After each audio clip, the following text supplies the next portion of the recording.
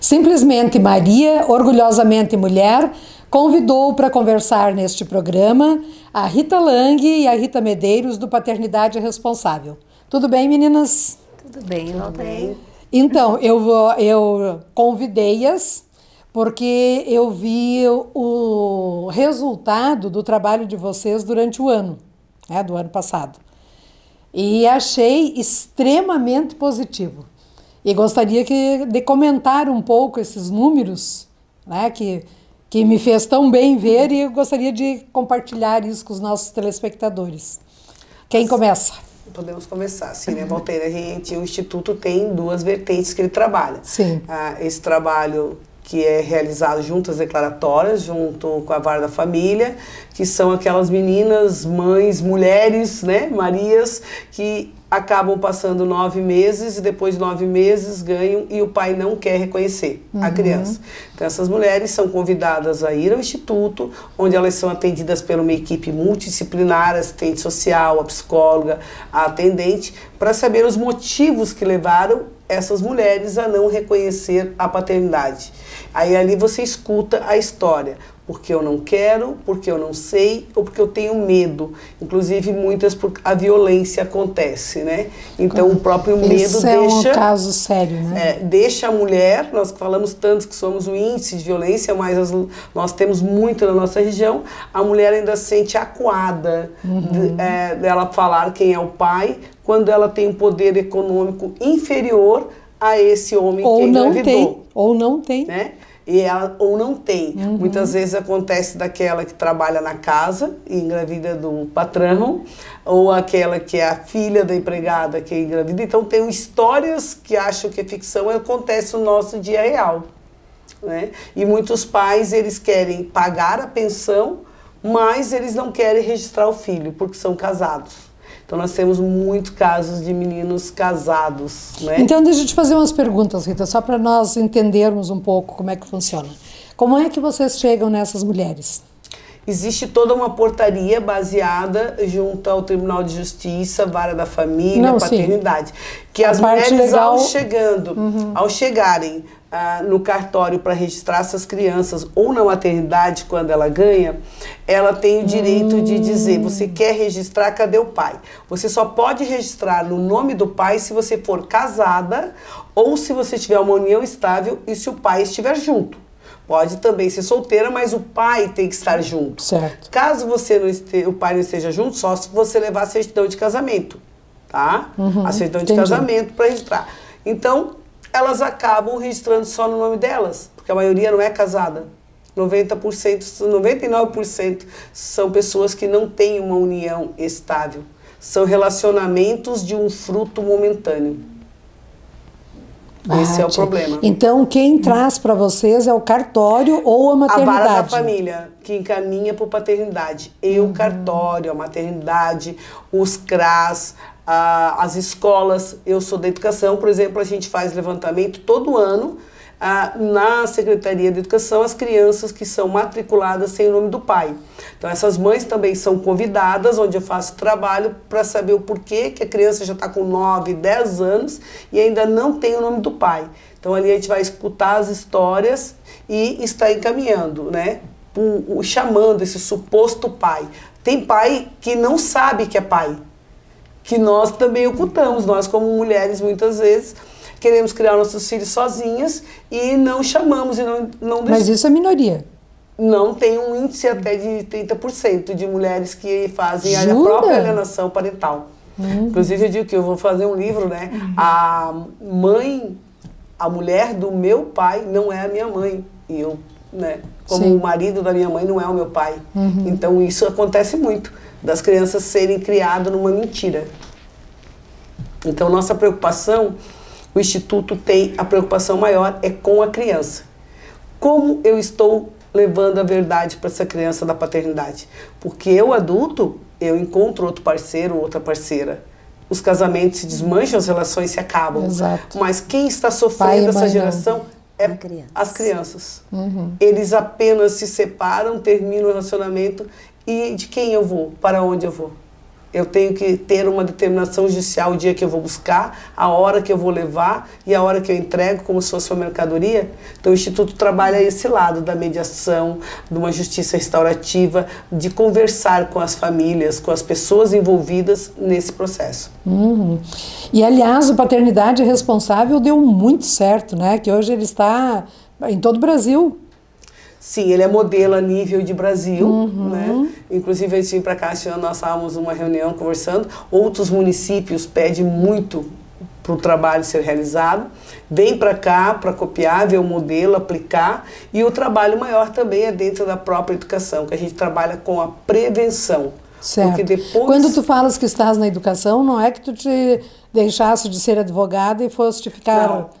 Entraste para o magistério, é que tu estás fazendo o trabalho do paternidade nas escolas. Eu sou da educação, né? Eu trabalho de voluntária no paternidade, nas horas que eu tenho vaga, quando eu posso ajudar. E tu tem hora vaga? Sou mediadora, né? Que eu sou mediadora, né? Eu não sou de advogada, também sou formada, mas eu trabalho na mediação, na conciliação, que a gente leva para as escolas esse trabalho da prevenção. Então, eu estou à frente pela prevenção. A parceria da educação com o paternidade responsável.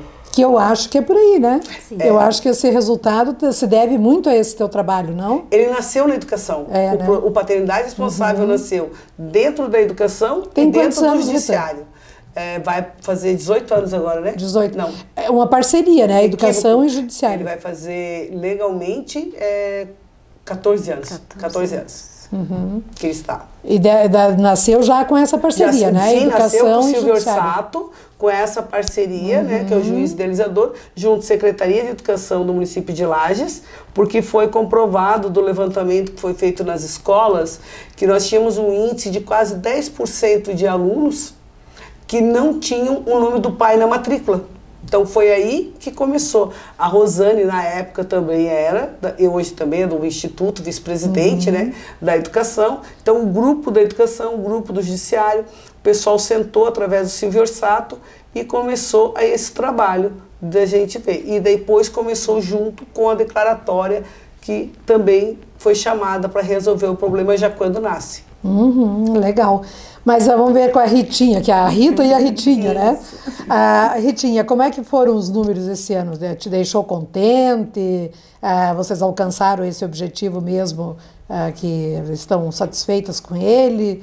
Ou já tem planos para aumentar? Ou como é que está esse planejamento? Assim, na verdade, os números nos deixam felizes por um sentido, mas muito tristes por outro. Saber da realidade, né? Porque o que nós queríamos? Que não houvessem números. Exatamente.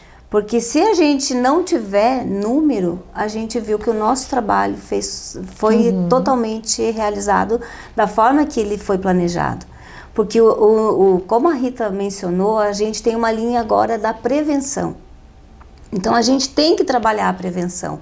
Porque no início nós atendíamos mães de 16, 17 anos, isso nos apavorava. Hoje a gente atende com 13, 12, meninos de 13 anos. E isso é muito triste para a nossa realidade. A gente teve Ou seja, então, desculpe te interromper, em vez de estar sanando o problema, ele está diminuindo a faixa etária. Isso. Está atingindo mais pessoas. Isso é muito preocupante. Com certeza. Por isso, esse trabalho em parceria com a educação, porque a gente tem que trabalhar lá na fonte, na educação, onde essa criança está na escola, moldar ela para que ela não siga o caminho, muitas vezes, da mãe, da avó. Porque hoje a gente vê que isso se repete. Nós atendemos a mãe e hoje atendemos a filha. A gravidez, assim, como a gente falou, a prevenção. Os jovens de 10 anos, nós tivemos um caso em Lages, uma menina de 10 anos da nossa rede, saiu na televisão. Que é criança, no meu entender. Uma criança virando...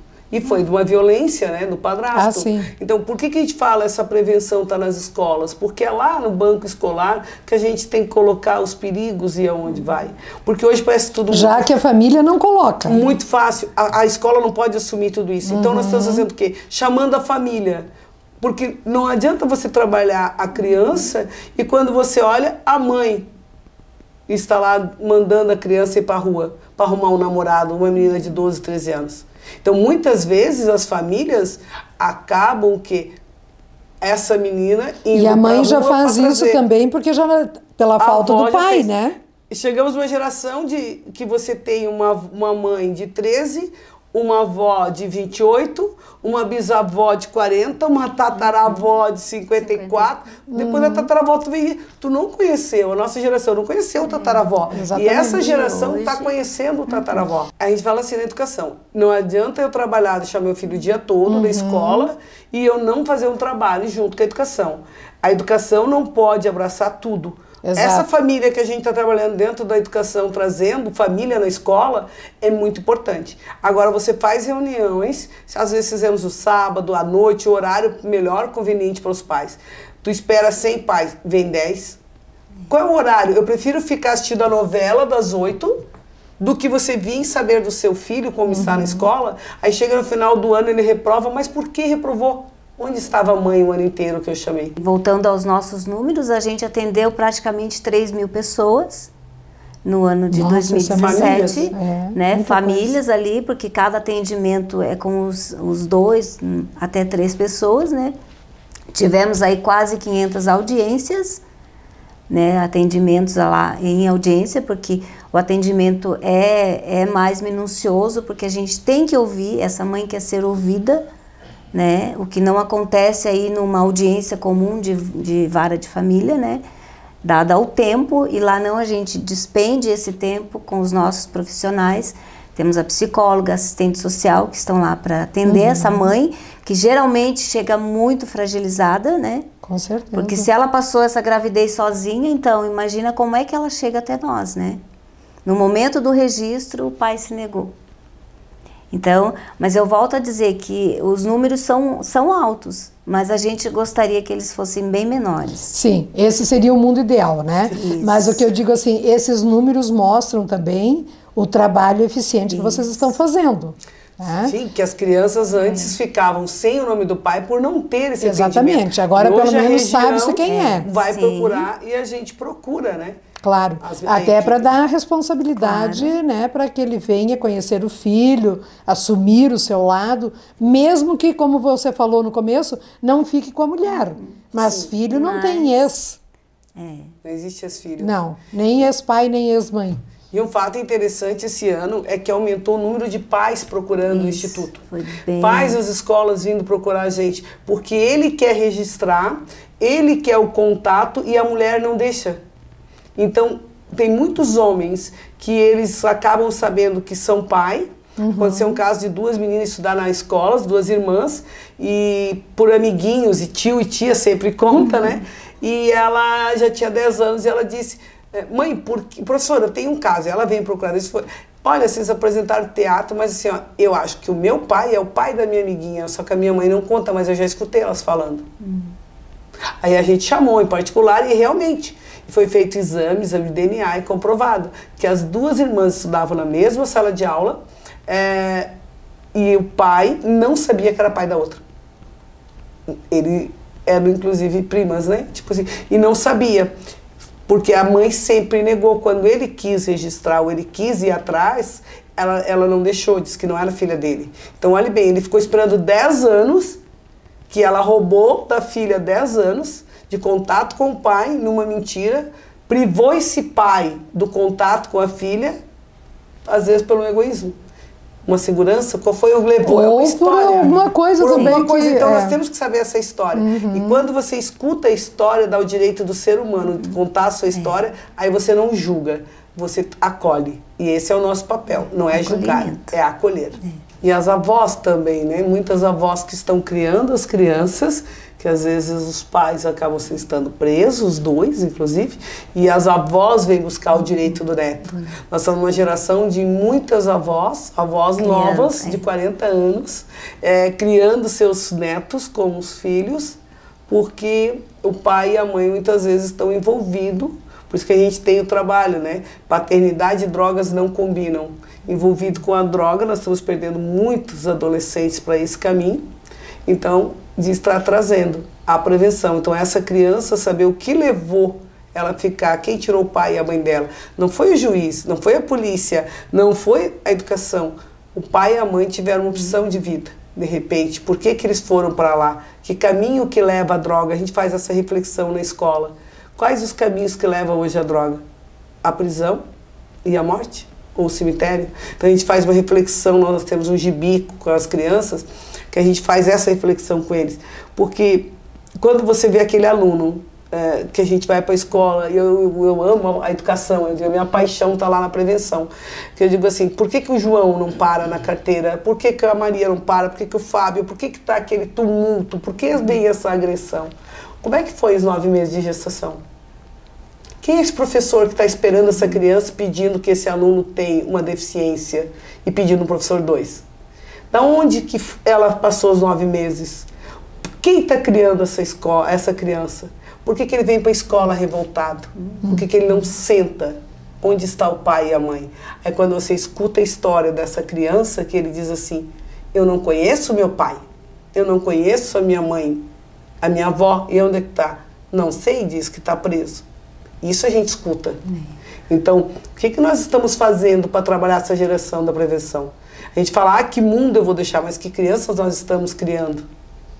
Qual é o espaço que essa criança está sendo recebida e acolhido para ela falar? E as crianças estão cada vez falando menos. E quando fala, eu preciso tirar a criança e levar para uma diretora porque ele está perturbando a minha sala de aula. E essas crianças estão vindo de jovens, muitas vezes que passaram uma gravidez, despreparados, um vício, violentados. Despreparados, uma mãe de 15 anos que depois que ganha se revolta, ela não estava preparada, um pai de 16 que não estava preparado, e essa criança é jogada. E agora? Quem vai ser essas crianças? Quem está criando? Então, é um reflexo que vem vindo, e muitas vezes a gente pega esse adolescente com 18 anos e julga. Nós, como sociedade, julgamos. A primeira coisa que as pessoas fazem, né? Julgar. Não é que o mundo não mudou. Nós temos que mudar a nossa consciência. Entender a história dessa criança para depois ver que escola que nós temos para oferecer para a nossa criança. Então, é um trabalho junto. Então, quando você trabalha sozinho, você não consegue nada. Quando você trabalha em equipe, quando eu digo é a educação, é o judiciário, é a saúde social, a gente consegue um trabalho em equipe. Em equipe. Com certeza.